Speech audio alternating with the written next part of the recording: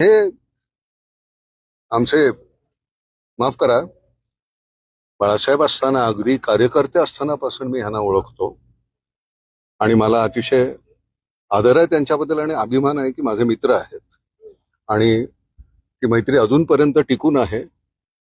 वैयक्तिकरित्या मी काही त्यांच्याकडे मागितलं नाही त्यामुळे, आणि तशी वेळ येत नाही आम्हाला, कारण देवानं आपल्याला इतकं भरभरून दिलेलं आहे.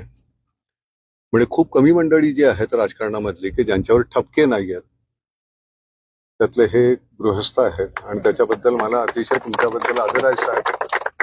फार सुंदर विचारा त्यांना. ना आपलं शेतीवर प्रचंड प्रेम आहे.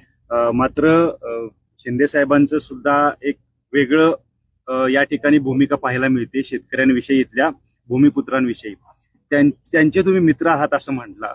काय तुम्हाला वाटतं शेतीबद्दल त्यांचं किती नितांत प्रेम आहे आणि ते शेतकऱ्यांबद्दल नक्की काय अजेंडा घेऊन पुढे चालले? तुला काय आता तू सगळं सांगितलंयस आणि त्याच्यात तुम्हाला काय वाटतं? मला काय वाटायचं? अरे मला त्यांच्याबद्दल काही वाटलं नसतं तर मी आलोच नसतो इथं.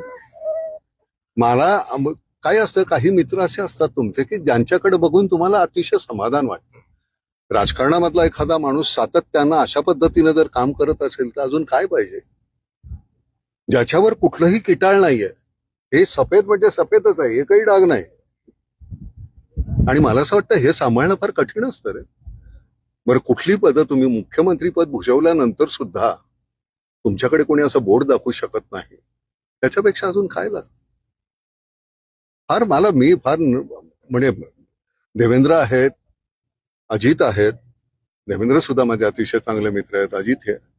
पण ह्यांना मी खूप आधीपासून ओळखतो, खूप आधीपासून म्हणजे खूप आधीपासून. साधे कार्यकर्ते होते तेव्हापासूनचे.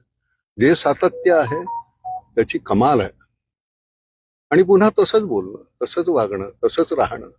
मुख्यमंत्री झाल्यानंतर थोडा कपड्यामध्ये फरक पडतो, तो होतो, त्याला नाही इलाज आहे. पण अदरवाईज असे मित्र असणं आनंद आहे.